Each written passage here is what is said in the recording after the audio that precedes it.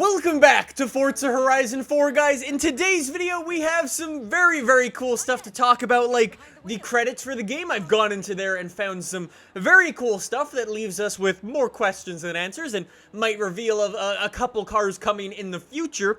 And two, we also got our first look at the James Bond car pack in Forza Horizon 4. Real quick though, in case you didn't know, we are currently doing a giveaway for Forza Horizon 4 on the Xbox One and the PC. You can check out the link in the description down below and you guys can enter. We're going to be choosing a winner when the game officially comes out next week, so make sure you guys enter before that. Link's down below. Let's get into today's video. Yep, good at English. So I guess the first thing we have to do is start talking about that James Bond car pack, because it is just so cool. We already knew this was coming. I made a video on it last week, but we finally got to see some of those very special car modifications that you are actually going to be able to do to your cars in-game. And probably the most notable of them all is that Lotus Esprit. For those of you who have never seen the James Bond movie, the Lotus Esprit is basically a submarine, which is absolutely insane. The way it works in the movie is like he presses a special button and he drives off a thing and it sinks, and then it can drive around with these cool like little fins and stuff off the side. And in Forza Horizon 3, you will actually be able to make your car look like that and actually drive around with it. Obviously, you won't be able to go underwater and stuff like that, but being able to put the fins on and drive around in the water and make it look similar to the movie will be enough for me. You've of course also got the weaponized Aston Martin DB5, which has the Bodasur wheel attachments. It's got the flippy license plate in the front and rear. It is just super cool, and again, I cannot wait to drive this thing around. One thing that I don't understand just yet is if you're going to be able to press a button when you're driving around and flip the license plate. That would be really cool, just like a small unique thing for that car only. I don't know if it's going to be possible, but we'll need to see in the future. We've also got one of my personal favorites, the 2CV, which we'll get back into in a little bit. And the last funny car with some very cool upgrades is the Aston Martin V8 Vantage. And that's the car that went on skis. Again, I don't know if you're going to be able to drive it with the skis out, but it is pretty cool. It also has like a missile that comes out of the rear of it, so you can't complain with that. That's awesome. I'm just saying though, Forza, it would be a missed opportunity to not let the wheel, like the skis out during the winter season only. I'm just saying, please put the thingies out for the winter and I can drive around like that and pretend I'm skiing down a hill. I'm just saying, that'd be awesome. Anyways, that's enough of the James Bond stuff. If you'd like to check out the full list of cars, I will link to it down below. But let's also talk about the credits in Forza Horizon 4. But yeah, in today's video, I wanted to jump into Forza Horizon 4 and take a look at the credits. Because if you remember back in Forza Horizon 3, some eagle-eyed people went into the Forza Horizon 3 demo, took a look at the credits, and found a bunch of things that hadn't been announced just yet. They found things like RWB, Porsche, Zenvo, and much more. And that gave us hints as to what was coming down the line, like the Porsche update and Zenvo being included with Hot Wheels and stuff like that. And the same can be said about Forza Horizon 4. So let's get into it. The credits in Forza Horizon 4. One of the things that I spotted right away was Citroen. And Citroen, for those of you guys who do not know, isn't in Forza Horizon 4. Just yet. I know I spoke about the Best of James Bond car pack last week, but if you missed that video, the car pack includes things like the DB10, but it also includes a Citroen 2CV. So although there are no Citroens in the base game, in the day one car pack, we are actually getting the Citroen 2CV.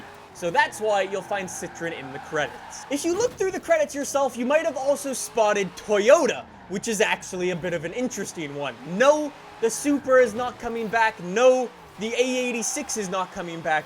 These are for sort of non-Toyota vehicles, if that makes sense. Basically, long story short, is there are Toyotas in real life, like the Arctic truck or the Toyota Trophy truck, that do use the Toyota name. However, they are not specifically Toyota cars. Obviously, for those logos to appear in the game, Microsoft needs permission from Toyota. However, that still doesn't mean the Supra's coming. There's still not going to be any A86. But you will be able to drive things like that trophy truck or the Arctic truck. Everyone already knows about Toyota. Let's move on to some things that some people don't know. One of the things that I spotted in the list was actually Square Enix. For those of you who don't know what Square Enix is, They are the people who make Final Fantasy. If you played Forza Horizon 3 and you remember the Quartz Regalia, that is actually a car from Final Fantasy, which means Square Enix owns that car. So for Microsoft to be allowed to put the Regalia in Forza Horizon 4, they need to work with Square Enix. So, although it's not on the official car list, it seems like the Regalia is going to be coming back for Forza Horizon 4. You guys know me, I always love these crossovers and stuff like that. One of my favorite cars ever was the old Fallout 4 car in Forza Motorsport 6, I believe. It was just super, super cool, and I loved it. So I hope to see more cars like that coming to Forza Horizon 4 and other games as well. Anyways, another one of the interesting things that is just a little bit weird